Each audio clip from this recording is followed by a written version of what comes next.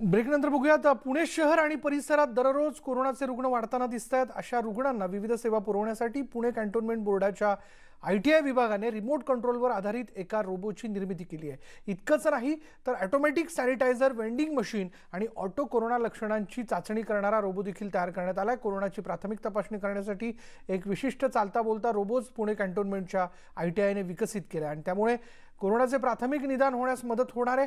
हा चालता बोलता रोबोट नागरिकांचं स्क्रीनिंग अगर तपासणीच करून थांबणार नाही तर तो नागरिकांना आरोग्याबाबतचे विविध प्रश्न देखील विचारणार आहे. त्यासाठी खास वेगळी यंत्रणा या रोबोमध्ये विकसित करण्यात आली आहे. पुणे कॅन्टोन्मेंटच्या ITIनं कोरोनाच्या या सगळ्या काळामध्ये मानवी हस्तक्षेपाशिवाय किंवा स्पर्शाशिवाय अनेक उपकरणं जी आहेत ती समोर आणलेली आहेत. कोरोनाचा मुख्य मुद्दा जो आहे तोच संपर्काची चैन तोडणं हा आहे आणि त्या पार्श्वभूमीवरती अनेक ठिकाणी टेम्परेचर्स घेणं असेल किंवा कोरोनाची प्राथमिक चाचणी जी आहे ती ज्या लक्षणांसाठी केली जाते तिथेही अनेकांना त्याची बाधा झाल्याचं स्पष्ट झालेलं होतं आणि त्याच पार्श्वभूमीवरती हा एक रोबो वॉरियर डेव्हलप करण्यात आलेला आहे जो कोरोनाची प्राथमिक चाचणी करतो. तुमच्या शरीराचं तापमान जे आहे ते सेन्स करतो. त्यानंतर एक प्रश्नावली येते आणि या प्रश्नावलीची उत्तरं तुम्हाला द्यावी लागतात ज्यामध्ये येस ऑर नो असे 2 ऑप्शन्स जे आहेत ते या रोबोला हात न लावता सेन्सर जे आहेत त्यांच्या माध्यमातून दिले जातात. या सगळ्या प्रक्रियेमधून रोबो तुमचा निष्कर्ष जो आहे त्याचा डेटा जो आहे तो डेटा समोर आणतो आणि त्यावरून तुमच्या प्राथमिक लक्षणं जी आहेत ती कोरोनाची आहेत की नाही हे डॉक्टरांना ठरवता येऊ शकतं. हे झालं की अगदी त्याच नंतर शेजारीच ऑटोमॅटिक हँड सॅनिटायझर जे आहे त्याचं मशीनच लावण्यात आलेलं आहे. या मशीनच्या माध्यमातून तुम्ही केवळ हात समोर नेला की या अशा पद्धतीनं सॅनिटायझर जे आहे ते तुमच्या हातावरती पडतं. हात साफ करून तुम्ही हात धुवून पुन्हा इथून या तपासणीनंतर बाहेर पडायचं आहे.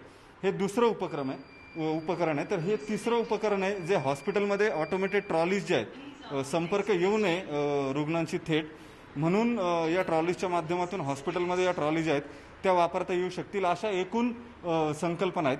आपल्यासोबत पुणे कॅन्टोन्मेंटचे अधिकारी आहेत, मुख्याधिकारी, त्यांच्याशी आपण बोलूया. सर, ये क्या कंसेप्ट था, कैसे कैसे डेवलप किया और अब कहाँ पर इम्प्लीमेंट करने वाले हैं? एक्चुअली फर्स्ट इंस्टेंस में हमारे ITI के प्रिंसिपल हैं, इन्होंने जो रोबोट बनाया था बेसिकली वो पेशेंट्स को फूड एंड मेडिसिन प्रोवाइड करने के लिए था. तो पैरामेडिकल स्टाफ बेसिकली जो एंगेज था उसकी सेफ्टी के लिए था. अभी इन्होंने जो रोबोट बनाया है ये स्क्रीनिंग रोबोट है बेसिकली, क्योंकि अब एक टाइम ऐसा आ गया कि हमें कोविड के साथ कोएग्जिस्ट करना है. अब इस लड़ाई में आगे जो हमारे डॉक्टर्स हैं उनके लिए एक स्क्रीनिंग बहुत ज़रूरी है, क्योंकि जो पेशेंट उनके पास आ रहा है कहीं वो कोविड से प्रभावित तो नहीं है, क्योंकि इसके बहुत से केसेस में सिम्टम्स भी नहीं आते हैं. तो एसिम्टोमेटिक पेशेंट भी बहुत ज़्यादा हैं.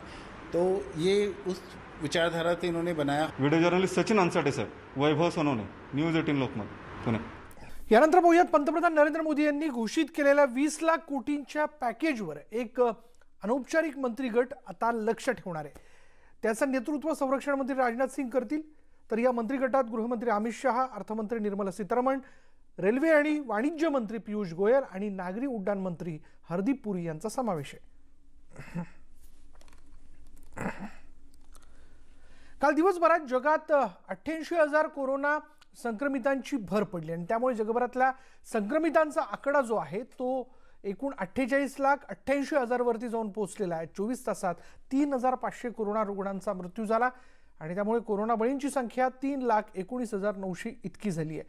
अमेरिका आणि ब्राझीलमध्ये सर्वाधिक कोरोना संक्रमित आहेत, तर भारतात संक्रमितांची संख्या 1 लाखांहूनही अधिक आहे.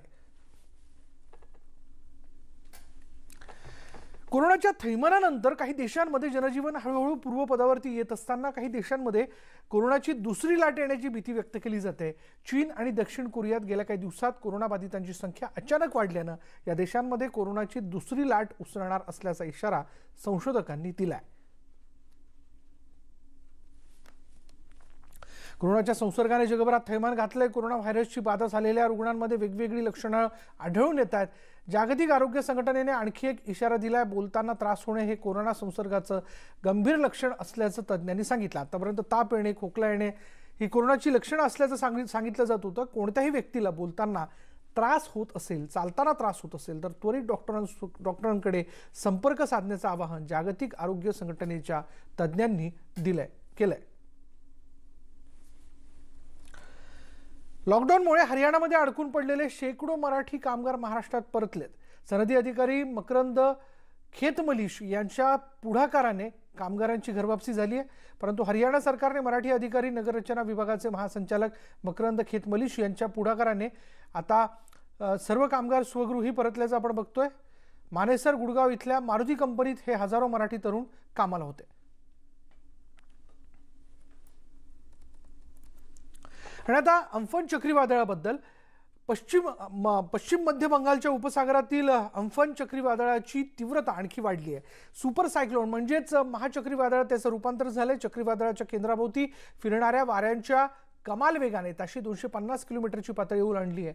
अम्फन आज सुपर सायक्लोनच्या श्रेणीत राहण्याची शक्यता असून उद्या दुपारी ते अतितीव्र चक्रीवादळाच्या स्वरूपात पश्चिम बंगाल आणि बांगलादेश दरम्यानच्या सुंदरबन क्षेत्राला धडकण्याची शक्यता आहे. अम्फन ओडिशातील पारादीप बंदरापासून 730 किलोमीटर दक्षिणेला होतं. ताशी 7 किलोमीटर वेगाने ते उत्तरेकडे सरकत असून काल रात्रीपासून त्याचं मार्गक्रमण ईशान्येच्या दिशेनं होत असल्याचा अंदाज आहे.